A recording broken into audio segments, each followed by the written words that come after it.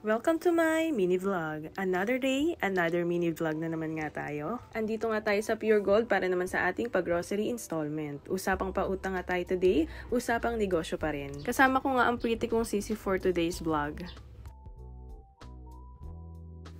Almost 3 years ko na nga rin itong negosyo. Empleyado pa nga ako nung nag-start ako sa ganitong business. Up until now, na self-employed na tayo. Lahat halos ng client ko dito is may-ari ng sari-sari store. At yung iba naman, pang personal use lang nila. 1 month to pay nga lang itong grocery installment ko.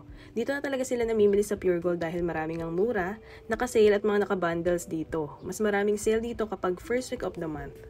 Pili na nga lang rin yung mga binibigyan ko nito dahil hindi talaga biro kapag ang negosyo mo is pautang. Talagang hindi nawawala ang sasablay. Pero ganun pa man, natuto na tayo. Kaya yung mga nagpasakit ng ulo ko noon, bato-bato sa langit, tamaan ka hanggat gusto mo. Hindi ko na rin nga sila pinarinyo at itong mga natitira is mga good payer na lang. At matatagal ko na talagang kliyente. Sa negosyo ng pagpapautang, kailangan mo talaga ng tiyaga, mahabang pasensya, pangunawa at tibay ng loob dahil kapag mahina nga ang loob mo dito, talagang kawawa ka. Sa lahat naman ng negosyo, kailangan itong mga nabanggit ko. Pero masusubo ka talaga pag itong negosyo ang pinasok mo.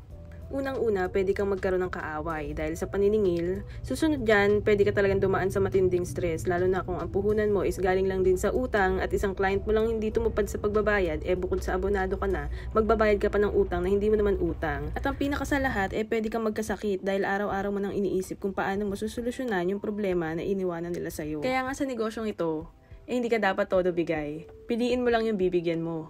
Na-apply din dito ang quality over quantity.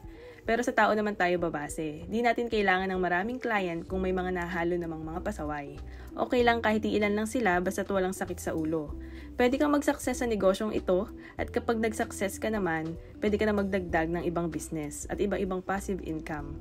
Nang sa ganoon, hindi na pagpapautang ang main business mo. Ika nga nila, the more the merrier. But make sure na kaya mo itong i-handle ng sabay-sabay. At ayan nga yung mga napamili ng client ko. Dito ko na nga muna tatapusin ang usapang negosyo natin today. See you on my next vlog!